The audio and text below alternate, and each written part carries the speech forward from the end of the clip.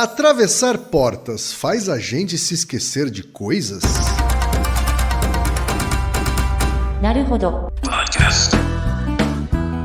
Bem-vindo ao Naruhodo, podcast para quem tem fome de aprender. Eu sou Ken Fujioka. Eu sou Altair de Souza. E hoje é dia de quê? Desapontando estudos. Vamos para os recados da paróquia, Altair. Bora. Número 1, vai no apoia.se e deixa sua contribuição. Já agradecemos. Número 2, vai no iTunes Store e deixa 5 estrelas e um comentário. Isso aí. E número 3, apresente o Naruhodo para uma amiga ou um amigo que não conhece o Naruhodo ou que nunca tem ouvido um podcast. Vamos aumentar o tamanho da podosfera. É isso aí.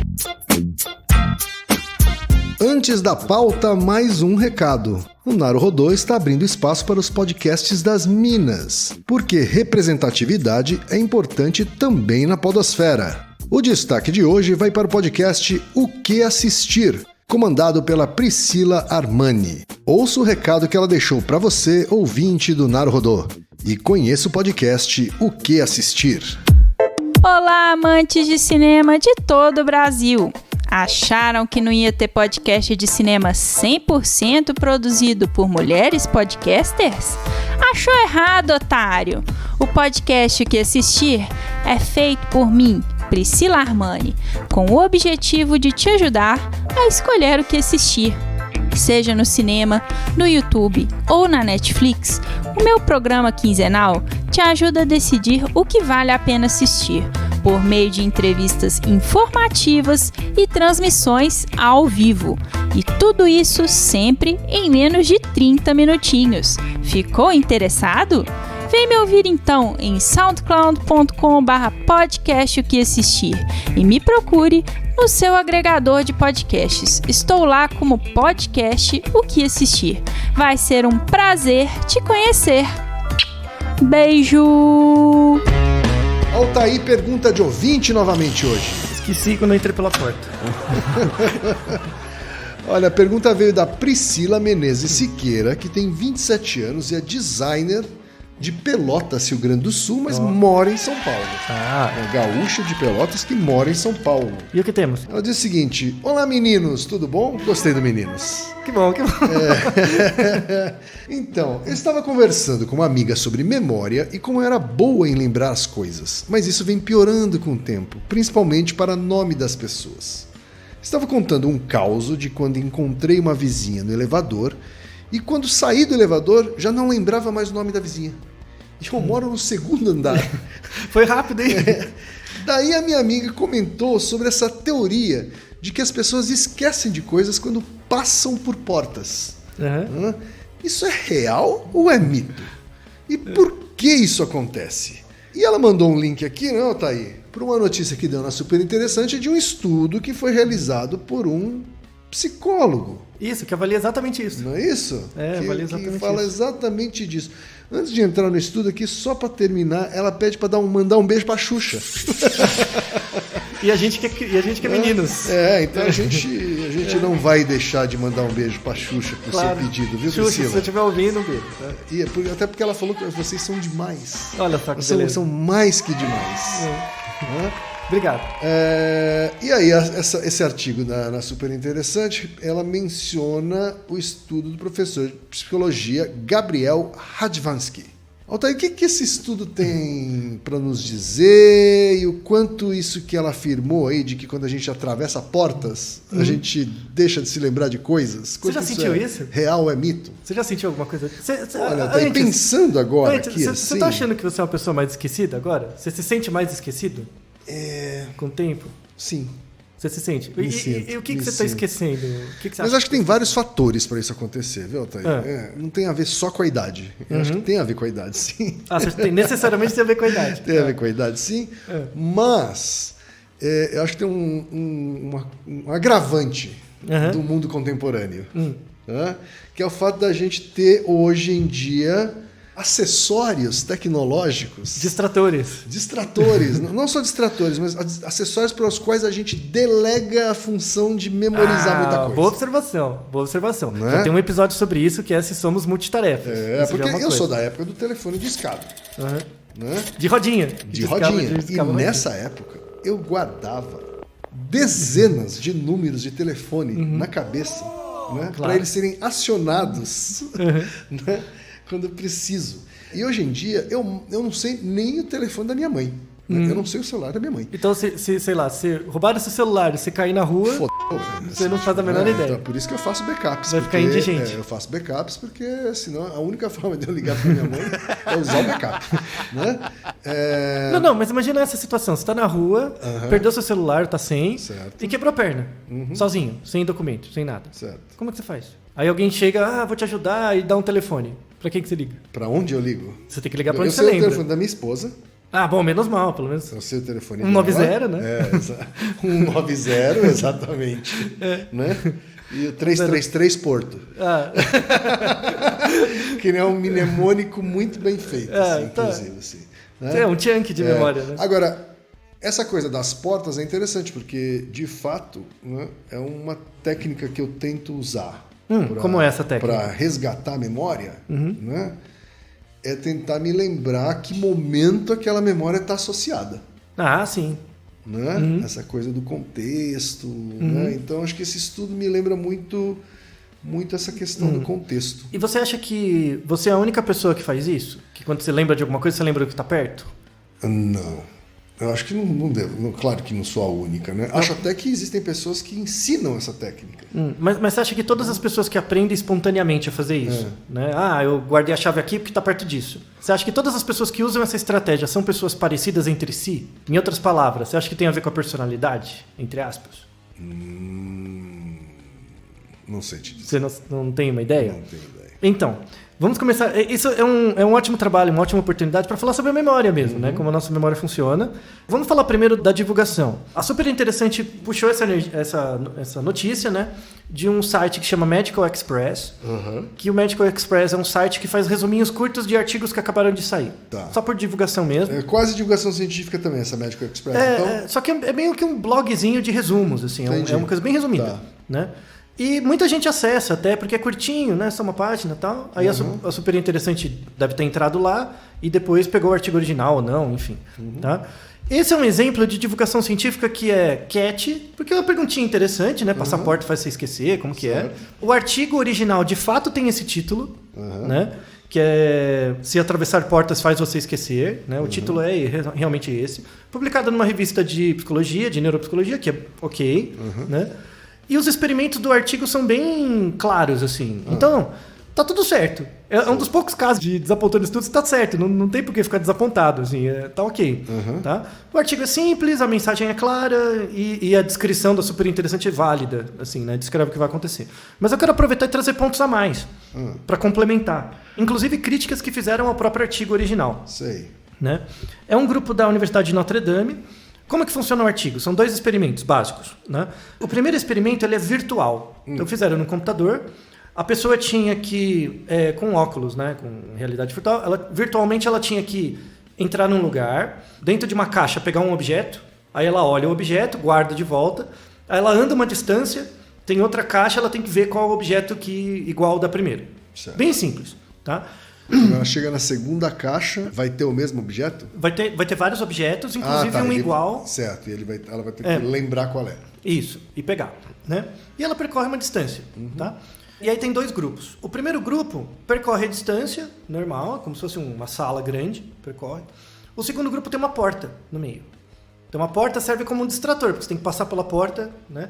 E aí divide 2 ambientes, divide 2 settings. Tá? Ambientes mesmo, assim, quer dizer, visualmente diferentes. Visualmente, assim. Não, você passa por uma porta, é outro ambiente, com outra cor, tudo certo. Né? E aí eles avaliam a proporção de pessoas que troca, ou que não lembra. Então, imagina, por exemplo, você pega um objeto numa caixa, é uma bola verde.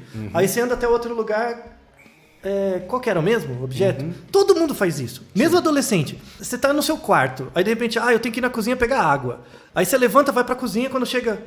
O que era mesmo? Aí você volta pro quarto. Aí você chega... é verdade. Aí vai lá de novo. Exato. Porque a memória é contextual. A memória é eminentemente contextual. Sim. Ouça o nosso episódio sobre o que é memória, né, que a gente vai ver. E aí tem um termo importante da memória que chama encoding. Tá? Que é em codificação, né? Em criar o código. Sim. Então, você não é capaz de memorizar 100% das coisas a todo tempo. A memória ela é inerentemente dependente da atenção. Então, você lembra coisas que você presta atenção, nem que seja um pouquinho, tá? Então, quando você me fala seu telefone para decorar, você fala, eu fico focado, prestando atenção nos números, para guardar um pouco, pelo menos para colocar no meu celular. Por um tempo, né? E aí, o encoding, né? Isso que é interessante. Existem diferenças na não é na capacidade de encoding. Pega pessoas normais, né? Todas são capazes de guardar a mesma quantidade de informação. Só que os critérios de escolha para o que vai ser codificado ou não é diferente entre os indivíduos. Então, por exemplo, se eu estou numa sala e eu tenho que lembrar dessa sala que a gente está, que objetos eu lembro? Então, por exemplo, eu fico nessa sala por 1 minuto. Aí eu saio e tenho que escrever uma redação sobre o que eu vi, né? A escolha dos elementos vai ser diferente, um pouco diferente, dependendo das pessoas. Certo. Se tiver um elemento que é muito forte, assim... Um elefante no meio da sala. A maior parte das pessoas vai falar dele, pelo menos. Claro. Mas se são elementos mais comparáveis, cada pessoa escolhe um estilo diferente, né? Tem pessoas que focam na cor, tem pessoas que focam em texto, tem pessoas que... o padrão do encoding é diferente, tá? E isso tem a ver com personalidade? Essa é a ideia. Tem a ver com aprendizagem, com o que você aprendeu a lembrar e também com características mais intrínsecas, né, de personalidade, né, entre aspas. Certo. Então, o encoding é a técnica que você utiliza para lembrar das coisas. E o encoding varia conforme o setting. Setting é o lugar. Sim. Tá? Então, eu estou numa sala, aí eu passo para outra, pela porta, muda o setting, né? Logo pode afetar o encoding, porque eu não vou... Algumas pessoas perdem o encode da primeira sala quando eu entro na segunda. Certo. Tá? Exemplos que isso acontece que são muito legais. Para psicólogo. Psicólogo clínico, por exemplo, eu tive muito isso, com certeza colegas meus clínicos vão ter também. Tipo, você está atendendo um paciente na sala, né? Aí eles conversam, tudo e tal.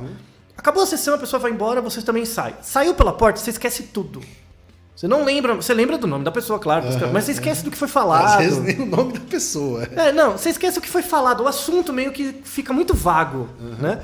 Uma vez que você entra na sala, na semana seguinte, a pessoa volta como se voltasse tudo. É uma questão do setting mesmo. É muito louco isso, porque agora que você está falando isso tem um pouco a ver também com a minha memória em relação ao idioma japonês. O Nihongo. É o Nihongo. Então, assim... eu estudei um pouco de japonês formalmente quando eu era criança, né? Então, no dia a dia, como eu não uso o japonês, eu acabo lembrando de muito pouca coisa. Né? Mas quando eu fui ao Japão... Ou quando eu ia à casa dos meus avós, que só falavam japonês, né? Magicamente... eu me lembrava de coisas. Eu me lembrava de palavras, me lembrava de expressões, de verbos, né? Simplesmente vem. Até o entendimento aumenta. Então, até o batenês, né? Até o entendimento. Exatamente. Então, interessante que isso então, é a relação entre o setting e o encoding. Né? Só que, por exemplo, tudo bem, você está lá com seus avós, lá, você lembra de coisas. Mas o que você escolhe lembrar? Aí a variação individual. Se for você e seu irmão, imagina que vocês estudaram ao mesmo tempo. Vai você e seu irmão. Você lembra de algumas coisas, ele lembra de outras. É o padrão individual. Então, é bem uma relação entre as causas materiais, que é do indivíduo, né, da personalidade, e a causa eficiente, que é o comportamento. E você diria que esse estudo ele acabou focalizando em algo que era, de certa forma, óbvio? Era óbvio, mas não era bem testado, sabe? Certo. O experimento é legal porque ele fez controles bacanas. E a grande vantagem desse experimento são a relação dos dois. Então, no primeiro experimento, virtualmente, pegava uma caixa, pegava um objeto, você tinha que guardar o objeto, ir lá na outra caixa, depois de uma distância, e ver se você lembrava qual era o objeto de novo. Uma certa porcentagem das pessoas errava, o que tudo bem. Né? Normal. Aí eles regulavam, no ambiente virtual, eles regulavam ter a porta ou não, né? Quando tinha a porta, as pessoas esqueciam com uma proporção maior. E a distância. Será que às vezes quando a distância é maior, a pessoa esquece? Porque aí não é a porta, é a distância. Aí eles regulavam, aumentava a distância. Que tem a ver com o tempo também. Exato, né? Perfeito, tem a ver com o tempo. E viam que não. A distância afetava muito menos do que o setting. Isso. A distância não afeta, o que afeta é a porta. Que é a mudança de setting, né? Sim. A porta que afetava. Aí eles fizeram no ambiente real. Eles pegaram outro grupo de pessoas com a caixa de verdade, com objetos de verdade, a pessoa fazia, com a porta sem a porta, e também dava a mesma coisa. Isso é muito interessante porque a pessoa emula na cabeça dela, mesmo no ambiente virtual. Você não depende da realidade. Sim. Aí mostra que é um viés cognitivo mesmo. Sim. Né? Que é uma disposição do cérebro mesmo. Né? A ter esse problema de... Problema não, né? Essa característica de juntar o setting com o encode. Então né? tem a virtude de ter colocado num experimento prático uma hipótese que... Isso. O prático já tinha, o real, não tinha o virtual. Certo. Então ele comparou os resultados. Entendi, ele comparou os resultados do virtual com o real. Isso é muito legal. Interessante, né? Interessante. Aproveitando aqui que é sobre memória, Altair, me veio uma pergunta que não tem exatamente a ver com experimento, mas tem a ver com memória. Eu dei aqui o exemplo do 333 Porto, né? Que é um telefone para ser memorizado, e para ser facilmente memorizado, eles usaram uma palavra. E é uma coisa bastante comum nos Estados Unidos. Né? Nos Estados Unidos, para memorizar para memorizar telefones, eles escolhem números de telefone que podem ser convertidos em palavras, já que cada algarismo corresponde ali a 3 letras do alfabeto. Né? E eu tenho a sensação de que esse tipo de encoding, vamos dizer assim, ou de técnica... É encoding externo, né? Ele é menos afetado pela mudança de setting.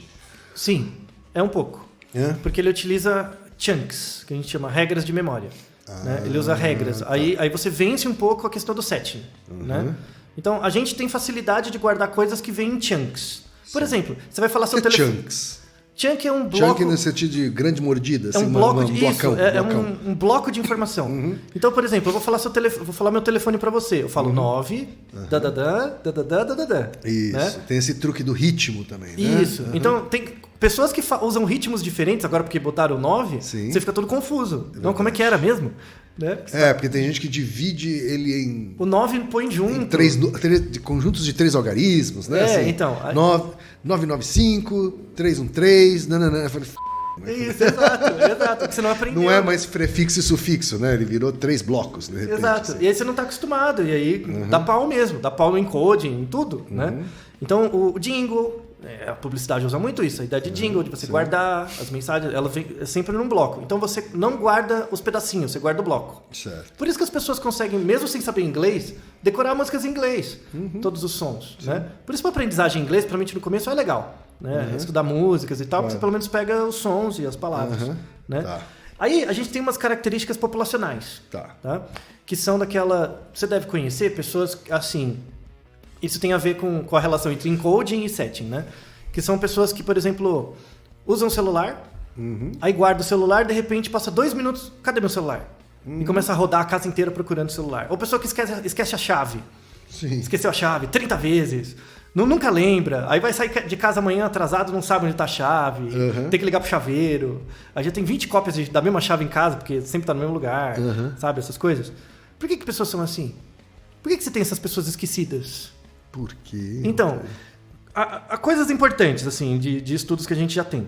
40% da população se considera esquecido para alguma coisa. É possível que 40% da população tenha um problema mental, né? Tem um problema cognitivo. Não é possível.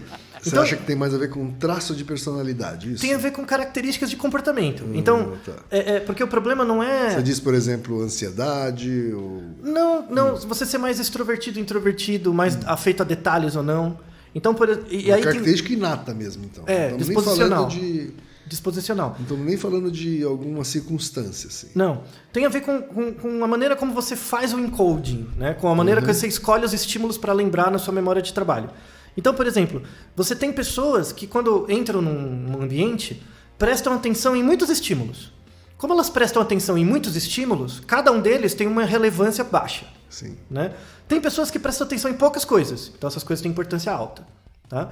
Imagina, uma pessoa que presta atenção em muitas coisas, mas cada uma delas vale pouco, e pessoas que prestam atenção em poucas coisas e cada uma delas vale muito. Qual dessas duas pessoas tende a ser mais esquecida? A esquecer chave, por exemplo. Aqui presta atenção em muitas coisas ou poucas? Acho que aqui presta em poucas, assim. Isso. Por quê? Que prestam atenção nas grandes coisas, assim. Então, a pessoa não são menos detalhistas, talvez. Não, elas são mais detalhistas porque elas prestam atenção nas poucas coisas. Então, elas lembram detalhes relevantes. Então, ela, por exemplo, eu chego em casa... Ela lembra com mais profundidade poucas coisas. Poucas coisas. Então, eu chego em casa, coloco minha chave no negócio de pendurar a chave. Então ela sabe que está sempre ali. Certo. Entendeu? Então ela decora que na gaveta tem a caneta. Então ela não precisa lembrar onde está a caneta, ela volta no lugar onde estava. Então ela sabe onde estão canetas. Isso, ela decora regras, ela sempre coloca de volta a coisa que ela pegou. Certo. Então ela precisa lembrar de poucas coisas. Certo. Pessoas que lembram muito, puta, eu não achei minha chave, então ela deve estar na cabeceira da cama, ou embaixo do travesseiro, ou debaixo do cachorro, então ela tem vários lugares para lembrar e cada um com uma relevância pequena. Certo. Ela não consegue reconstruir os passos de volta, né? Isso tem uma causa genética, é interessante, tem uma questão genética, ligada principalmente aos receptores D2 de dopamina, tá? Mas eu quero deixar claro que isso não tem relação com TDAH, porque TDAH envolve receptor D2, tá bom? Não tem a ver com TDAH. Tem um receptor de dopamina que chama DRD2, tá? O DRD2, ele é um receptor que permite a passagem, ele se liga na célula, ele permite a passagem da dopamina, então ele libera, né?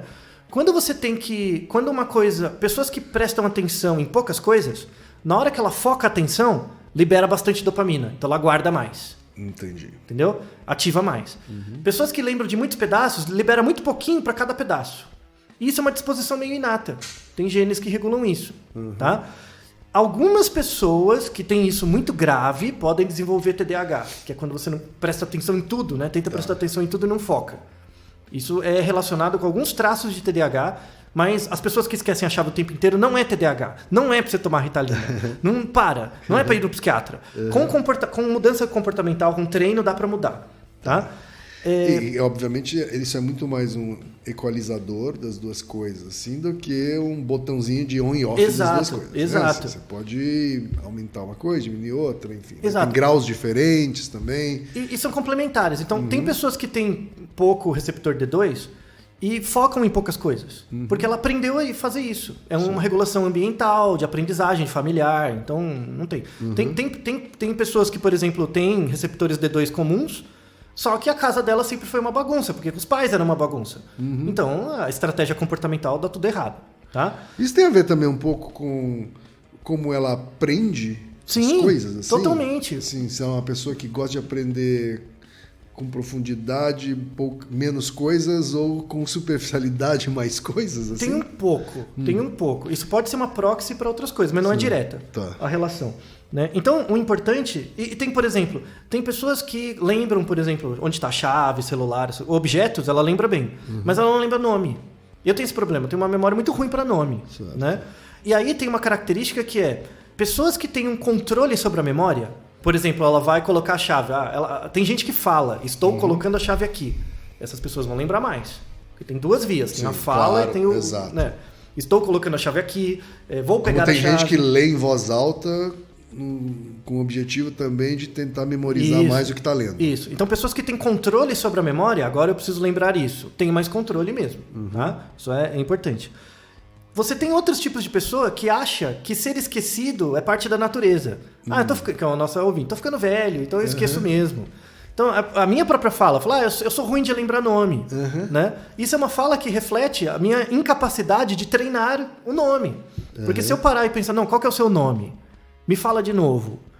Aí eu posso começar a treinar e os nomes ficam relevantes para mim. Entendi. Se eu começo a prestar mais atenção nessa minha deficiência natural. Nessa sua suposta descrição da deficiência.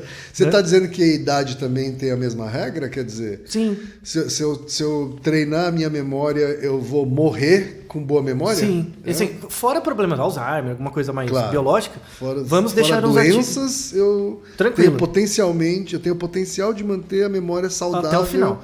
Até a morte.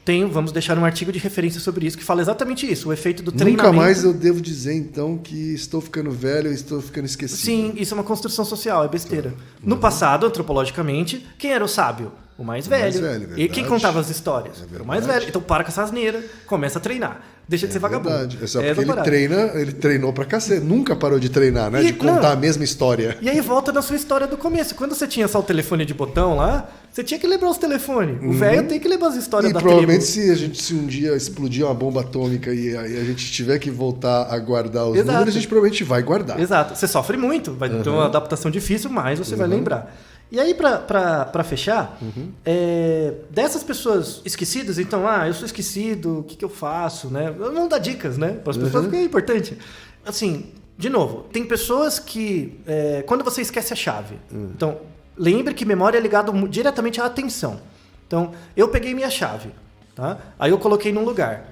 Tem pessoas que não lembram onde colocou, tá? Eu não lembro onde eu pus a chave, mas eu prestei atenção, mas eu não lembro. E tem pessoas que nem prestaram atenção onde colocaram, jogaram a chave. Sim.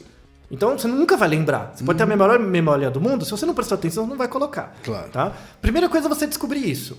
Você é uma pessoa que olha para onde você coloca, mas depois esquece. Ou você nem presta atenção onde você coloca. Né? Tipo, coloca de qualquer jeito. Você ignora isso. Assim. Isso. Aí você não vai ter informação para usar, não vai ter encode, não vai ter nada. O problema não é de memória aí, né? É um problema de atenção. É um problema de atenção. Isso. Você não lembra de uma coisa que você não sabe. Exato. É um problema que você está focando a atenção em coisas que não são relevantes para o problema. Mas é uma disposição de cada um. Certo. Para as pessoas que olham onde colocam, mas não lembram, uma estratégia que funciona muito é você falar. Estou colocando a chave na mesa. Né? Falar. Porque aí você vai conseguir fazer o raciocínio contrário. Né? Fazer os passos para trás tem uma maior chance de você lembrar. Pessoas que nem lembram onde coloca, que é desatento para o objeto, por exemplo, um truque é você colocar na casa uma caixa. Tudo que você acha que você vai esquecer, você põe na caixa. Então, você põe uma caixa na sala. Verdade. Então, toda vez que você chegou, joga o celular pode lá. Ser uma caixa do tamanho de uma geladeira, assim, né? Se tiver muitas coisas, pode. Aí você vai cavocando com uma pá lá e vai achando, né? Mas a ideia põe uma caixa do lado da porta, sabe? Certo. Alguma coisa assim. E aí, tudo que você sabe que você vai esquecer, você põe lá. Então, com a medula mesmo. Você entra, põe o chave, o celular. Uma boa técnica. As coisas. Gostei. É boa. Gostei. Então, para pessoas que são muito... Isso não é esquecido, é desatento, né? Desatento por objeto. Sim. Você pode pôr mais de uma caixa. Você põe uma caixa na sala, uma no quarto, uma na cozinha. Sempre que você for levar o celular de um lugar para outro, você põe na caixa. Tá certo. Entendeu? Aí sempre vai estar. Numa das caixas vai estar. Numa das caixas vai estar. Então, essa estratégia tem um problema. Que é assim, e se você for para um lugar que não tem a caixa? Né? Então você não consegue generalizar a estratégia para outros lugares. Tem que carregar uma caixa com você. De papelão, todo lugar. Para ir colocando em todos os lugares. Exato. Fica meio esquisito, né? E você tem que só lembrar da caixa. Só lembrar da caixa. E se esquecer a caixa? Tem que lembrar de sair de casa com a caixa. Né? Então, e aí a mensagem interessante é assim, em geral, salvo problemas clínicos mesmo, o que você acha sobre a sua memória regula muito a qualidade dela. Então, se você parar de acreditar, por exemplo, eu sou uma pessoa ruim para lembrar nome, tenta vencer isso. Tenta ativamente. Não, qual é o seu nome? Aí daqui a 2 minutos você percebe que você não lembra mais. Volta lá, desculpa, qual que é o seu nome? Seja meio bizarro, não é tão louco. Nas primeiras vezes você passar vergonha, por exemplo. Tipo, eu cheguei, qual que é o seu nome? João. Aí, aí você esquece. Aí depois, qual que é o seu nome? João. Aí na terceira vez, porra, por que você não lembra do meu nome? Aí você passa vergonha. Aí gera uma memória emocional, aumenta a chance de você lembrar. Entendeu? Aí você vai treinando. Essa relação entre o setting e o encoding é uma das coisas muito estudadas em memória e uma das coisas mais interessantes, né? Porque você consegue desenvolver estratégias muito práticas para o seu dia a dia. Sim. E aí eu espero que a nossa ouvinte, que sofre desse mal, né? Pode usar caixa, pode falar, sei lá, né? Mas espero que essas dicas ajudem vocês a melhorar a sua qualidade de vida. É verdade. A gente agradece a Priscila aí pela pergunta que mandou. Muito interessante. E Naruhodô, ilustríssimo ouvinte. Naruhodô. Você sabia que pode ajudar a manter o Naruhodô no ar? Ao contribuir, você pode ter acesso ao grupo fechado no Facebook e receber conteúdos exclusivos. Acesse apoia.se/Naruhodô Podcast.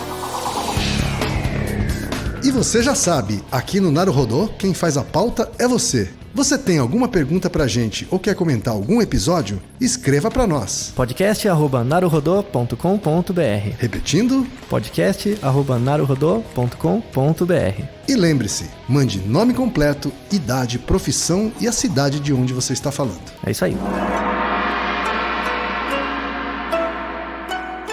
Naruhodô. Esse podcast é apresentado por b9.com.br.